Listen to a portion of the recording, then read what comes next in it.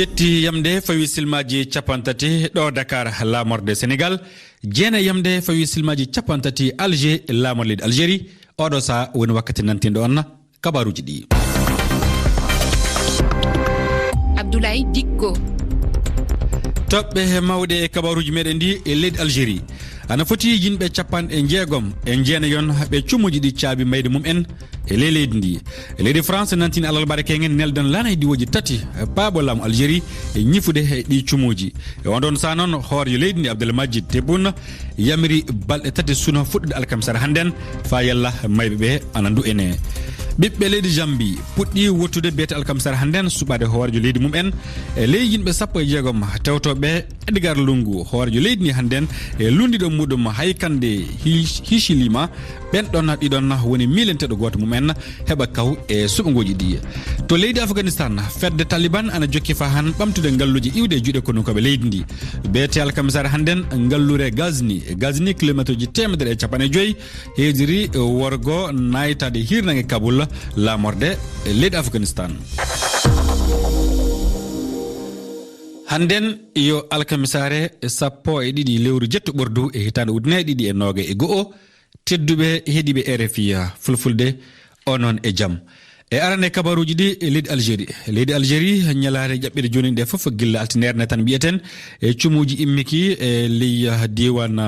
Kabili e cumuji ɗi ana jokki hiisaka laamu leydi ni sakkiti hokkude ka ɗum woni yimɓe 16 e jeenayon maayi e ley cumuji ɗi e fuɗɗude alkamisara hannden laamu leydi Algérie suɓigi dow balɗe tati suno yalla ɓiɓɓe leydi ni ana ndenta ndu ono ɓeɗo yimɓe e mayɓe ɓe. Jantore Aliou Kande. Horejo leydi ndi Abdelmadjid Tebboune taƴi balɗe tati sunare ɗum fuɗɗoto ko hande alkamisa e tugnade hollitol umoringol to galle lamorgo en cumuli gonɗi e wadde ardiɓe laamu ngu noddirɗi ko gueɗe sandolinɗe nate kawniɗe yimɓe sumɓe e nge yite ino natina ko nder internet ino yirlo fodde siwileɓe 37 e konunkoɓe 27 mayi hen gila ngu cumi fuɗɗi ko ɗum holli télévision ndin leydi e oɗo saaha Algérie no wondi e nguleki mawki yaaduki e hendu wuldu e wiide joguiɗo konngol fedde société civile en fodde galleji 69 cumi ko wuro wiyetego Tizi Ouzou ɓuri hebbinde mayuɓe. Gila on tuma yimɓeɓe ino nodda faabo e balle safroɓe yarlitiɓe no noddidira fii faabogol gañiɓe ɓe fedde ɗanniyankoɓe Algérie hoɗuɓe to France neldi kaɓirɗe safrorɗe. To hoorejo leydi France Emmanuel Macron kanko ɗum o nantini alalbare kengen mo nelda lana diwoji tati Algérie yalla laamu leydi ndi ana wallitoro e wawde ñifde ɗiɗo cumuji. Laamu Maroc dow holli ana lalili wallude Algérie so laamu Algérie yamiri. To leydi Mali neɗɗo jeeyaɗo leydi Koudoir jeeyaɗuɗo e fedde noddirtende GPS nde Guillaume Soro woni hoorejo muɗum nangama Bamako laamu leydi Mali talatare ƴaɓɓinde nde omo wiye Mohamed Sess Soukou omo anditire e Soukou omo antire Soukou kanko leydi Koudoir fawino ɗerewol wiide kala hen ɗo mo yiya mo nangue. Jantore Amadou Abidina Ba. Ana selli Sess Soukou Mohamed anditirteɗo Ben Soukou nangama ana e juuɗe gilla 10 jettuɓe dundu gonɗe e muɗum ndu ɗo Bamako ɗo e dow yamirore mawɗo tribunal commune 4 Bamako holliti procureur maître Idrissa Touré ɗum yo tabintingol sariyawol ngol leydi Koudoir wanno 16 12 ɓerdu hitande ƴaɓɓinde nde o yiyano fuu e ley aduna o nangue ngam tuuma pawaɗo dow makko tawdede e yimɓe yiɓɓe samminde laamu leydi maɓɓe e wi procureur commune 4 e ley talkuru ndu yaltini ndu o holliti tefere hertinde udditama yalla yimɓe tawdaɓe e makko wonɓe ley leydi ndi fuu ana ji e nangue. Ben Soukou wonino maire e député ley leydi maɓɓe ndi e fedde Guillaume Soro kanko Guillaume Soro o kanko adi fuu nantinde nanggugol makko ɗo Bamako ɗo. Hande Ben Soukou ana e juuɗe laamunkoɓe fadde makko namtede Côte d'Ivoire. Amadou Abidina Ba, Bamako, RFI. Fa hanto malito kono koɓe leydi ndi kolli lana diwoji paɗɗi bomboje fewde e nokkuje ɗe jihadiyankoɓe ngoni muɗum esteraji wuro songo woɓɓe ɗo ana anditira sabere kokoji tonno hakkundere e leydi Mali. To leydi Niger altinere he ƴaɓɓinde nde janguji gaɗama fewde e civil en leydi walla bani bangu bangi hirnanga leydi ndi do wadda kerol hakko leydi Niger e leydi Mali ko foti civil en sappo e joyon mbara didon wobbe kasinna mbarmi fa hanto Niger to jamma alal bar yebbinde joni nde yimbe joyon maayi nyami lamo leydi ndi caggal toboji mawdi e bonandaji jawdi du ngadi e le yoga e deele e hono ngallure nyami lamo leydi Niger noddi kala hono jogibe na do jodibe le dero nokkuje de ilameji boy wadde mudum futtinno egga no yawiri to leydi Congo Kinshasa jamma heccankin civil en taton mbarama beni fedde murtune nodirten ADF sappa fedende e wadde hono e warde bedo civil en tawene nor kiwu fof ana e kaybu kono ko be leydi gilla lewru joyi bordu e hitane no gonden mudunde gilla den non ana foti yimbe temed nayon e cappan e jetton e joyon warabe ton feccernde fedde ADF sappa fidendu e wadde dum en fa hanto benito kono ko be tatondu barama ton alal barkengen kono ko goto woni pelludo so wari kono ko be didon wobbe tagal dum de kanko horma ko mo nangitende mo fella mo wara to leydi Chad e yituma wuri duubi capane jeegom e go'o ko leydi Chad hewtindima ko mudum horjo leydi ni Mahamat Idris haaldi bibbe leydi Chad e ley haalaji makko di mo simbinigi sanne e wallude e wiide mo wadan kala ko mo wawi yalla kaldal ana wada fa sabo kawral hakkunde bibbe leydi Chad dum ka wana wombe pelle politique dum pelle dawro leydi ndi wana hono pelle jogide kaborde du gonde e leydi Chad e kabaruji majjul fa hana caggal hono sefugol makko kanko horjo leydi ndi fedde murtunde nodirende fact kanyum ne holli ana tawda e kala ko tawete ana golle fa jam e dejere warta e leydi Chad jonnon e wi jom kongol ndedo fedde mo holiti an hani ko tawe lam leydi Chad holla hoolare don hokkabe hoolare e wotugol sariya wol e kollo wol kala hen tawda be fitnaji njaafama to leydi Zambi leydi ndi suboto hoorejo mudum alkamisare handen be timmini hono yiltaru na e wadde kawrte tewtor yalla bibbe leydi ndi ana gotana be yimbe milioji jeddi woni hono hanbe tawdede e dido subngoji handen jantore Rama Diallo yimbe sappo e jeegom won e filtobe laamu to Zambi jonnon Edgar Lunga wonudo e hoore leydi ndi joni e jamdijo makko laamu hakainde hashilema kambe tetondirta hoore nde Edgar Lunga mo duubi capande jeegom e nay laamu ken Zambi ko hewti kile didi na o jamana tatabal mo etondirta hakainde hishelema duubi capande joy e jeenay na wada ko hede jeegom ko filoto hoore yaaku leydi ndi onodi yimbe Zambi be wota alkamisa waltide bailan bantare saabu rafi golle e talkaku e nyamaale kewde ko ardido leydi ndi saabi o wi fedde halfinade wote de darano woteji labde potudi Edgar Lunga tawado e laamu hande o hoini kongol e kikiide kenga den wiide yimbe Zambi jokka gonga de ndara ko golla dum woni nyimgoji laabi ko mojjina wakkati laamu makko do e alan warore jaltudi na hase hebede dum woni ko fedde halfinade woteji di humpiti to leydi Iran to horejo leydi ni Ibrahim Raïs nantini suudu deputy en Iran inde yimbe wombe e gouvernement makko kesso dum namtinam alal mar kengen e jeydeji di worbe tan goni e odo gouvernement jantore Umuba ko Hussein Amir woni ko suba fi lomtagol Mohammed Zawad Zarifa onyi tado ka jullere makko ko wonunodo kalamu gila hitande ujunaje didi sappo e jeetati e nder ɗiɗeri yaltudi di gouvernement on holli e nder Twitter mabbe ko worbe tu woni be gollidabe kesungu laamu Iran be sardiyankobe hollay be subabe asewe arowo Hussein Amir jagordo arano leydi ndi ko marudo duubi 50 mo windi kadi ko fewti dawro ko Iran jokki fi leyde janane horejo leydi ndin kadi holli be waday gollidal moƴƴungal fino America ittira yagginere fawanonde e hoore Iran nde yagginere ko nde Donald Trump fawnobe gila hitande ujunaje 2017 fedde Taliban ana jokki fa hana bamtude hono ngalluje de iwde juude konunkobe leydi Afghanistan lamdugal ngal woni tamma Taliban ana bawi bamtude ngallure lamorde leydi dum Kabul Aisha So Taliban ne mbawi jonde la morgo Kabul e nder balde capantati pawango jungo e nder balde capanɗe jeenayi ko ɗum andini kilifa goto e gomu Amerika halfinango kisal on Ameriknajo nyamliɗo inde mum holliti nde yiyande mahori ko e ɓosgol jawgol Taliban en ɗum ko hunde nde wawa wasde wonde e wiide mo kono kono afghanistan ngu koko foti jokkude hare nde faade e taliban en e siftinde ɓe pawi jungo e wuro Faizabad laamorgo jeeta ɓiijo ngo ɓe kepti e balɗe 6 ɓe ɓeydi darde maɓɓe to rewo afghanistan e jaltugol konunkoɓe amérique e ɓe otan bete alkamisar hande du fedde taliban ɓamti ngallure gasni iwde e juuɗe konunkoɓe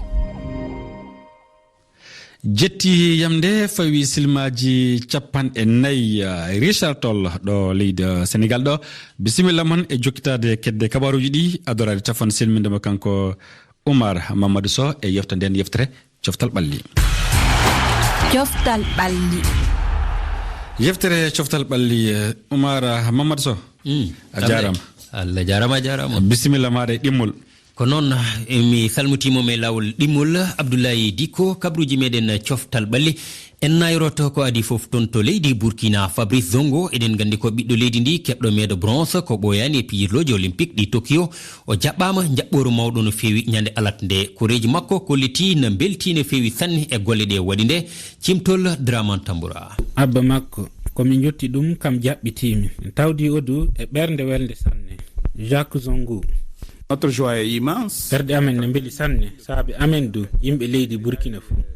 sabu médaille olympique waɗanaka keɓaɗo fu gonga jaati o wonno médaille olympique arandejo Burkina ɗum ɗo se mango e laatade sara neɗɗo fu artiɗo waddude médaille olympique le leydi ndi perde amen ne mbeli sanne e suko o. Nous sommes fiers de cet enfant. min taway toon Fabrice baabi ko wi illa fajiri kamɗo wayri yiide o miñi ko gorko wi haƴiji illo wari yiide o haya o wi illa ma on heɓi médaille odu heewi ko walti e buudu maɓɓe Alex Cédric Zangou. Bien évidemment ce qu'il a gonga jaati ko golli ɗum ka heewi ko wayltanimi hawde jonin e fay hokkugol kibaruji ɗi min yiyam min andanama sanne na woodi de yigiraɓe amen andaɓe amen woɗɗuɓe ɓattiɓe fuu warɓe daari men ha gara jettame saabe ko waɗi ɗum saabe makko du heewi yimɓe ɓe men keɓi men andi joni no min ɓuri taykede saabi jammore nde tan to jaaɗa joni nde o banque nde ɗum laati fu won ƴamoɓe yalla a miñi ko naɗa andi o ɗum tan weeli ɗum en e ley galle Zango toon dow laawi e tatteji kewɗi ley ngallure Wagadugu ɗo a tawan natte Hugo Fabrice Zango Draman Tamboura Wagadugu RFI. Draman Tamboura golle ma jooɗi peewi Fabrice Zango jungo makko funnama toon to Burkina kalen gasniren e alhaali coftal ɓalle ha joni fukkokoyngel eɗen gandi hanki final waɗi mbiyen kawral battinigal hakkude Chelsea e Villarreal nde yano artuno ko Chelsea fooli kawral ngal caggal nde ɓe jaadi e faw petta ɗum noon woni rayi mabɓe ɗimma e tariki e on ɗon super coupe d'Europe wonnaniɓe weltarde mawɗe ɓe ganduɗa ko jingunoɓe Chelsea. Abdoulaye Dikko. aywa a jarama Oumar Mamadou Sow. koɗo men hande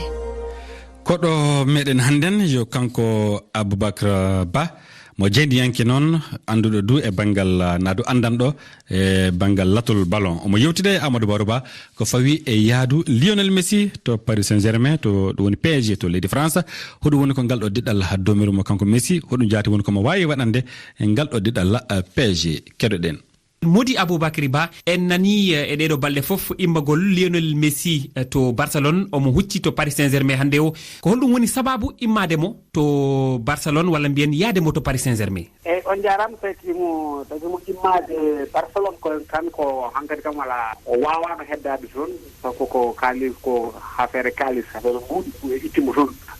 Lionel Messi waɗi to e Barcelone ko woni hakke duuɓi nogas so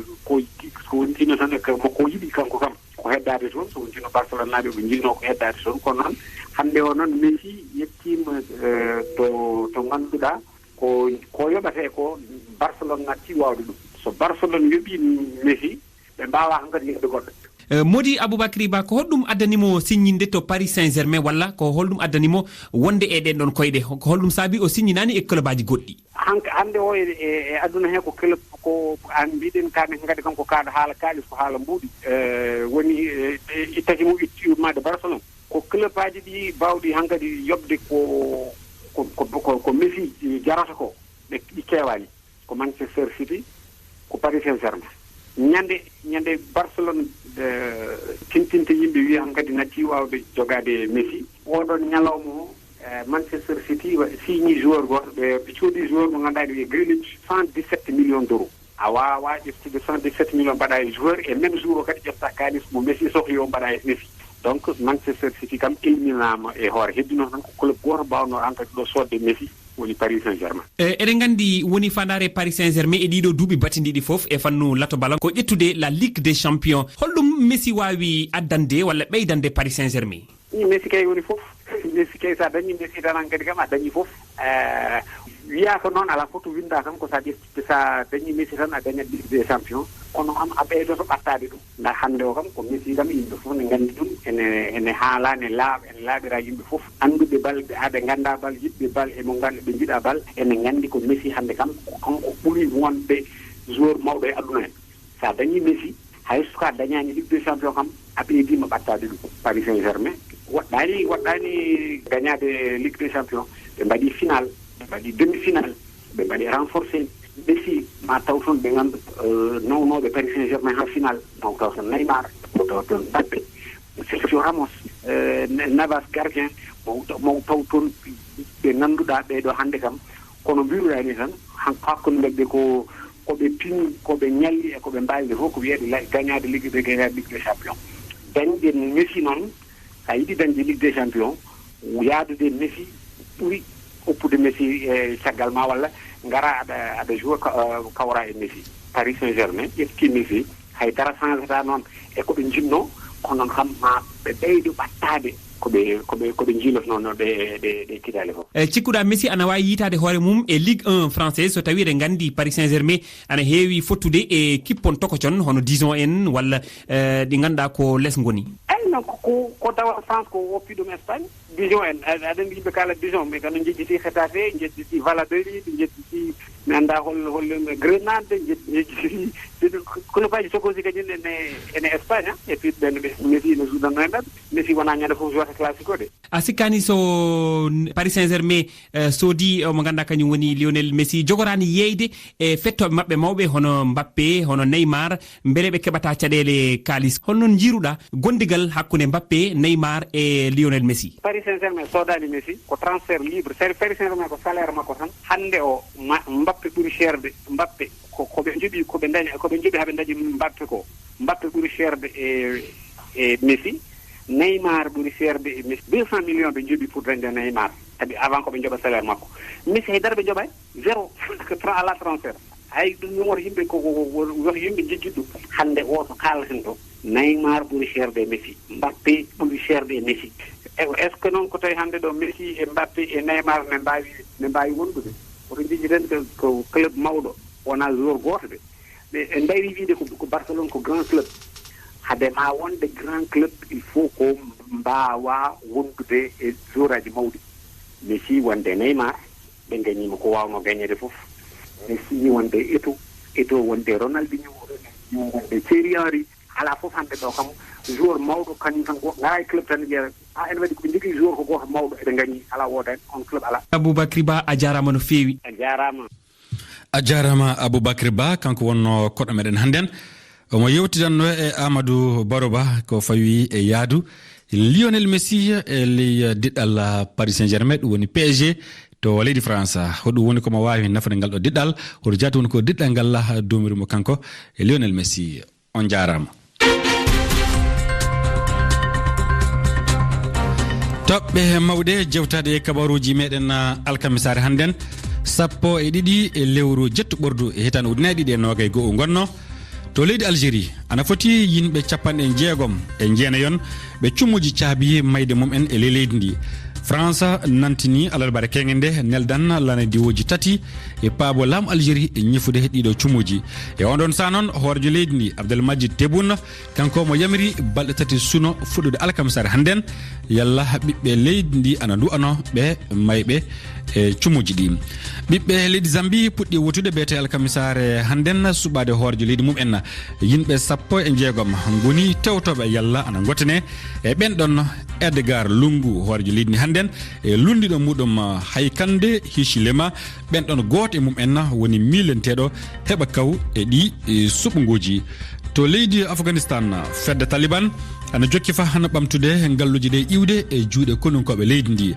hankasen galluji ɗe kiɓɓi sappo ɗe Taliban teeti konunkoɓe leydi Afghanistan e ley yontere wotere tan e beete alkamsere hannden gallure Ghazni kilométre ji 150 woni hakkunde muɗum e Kabul lamorde e leydi ndi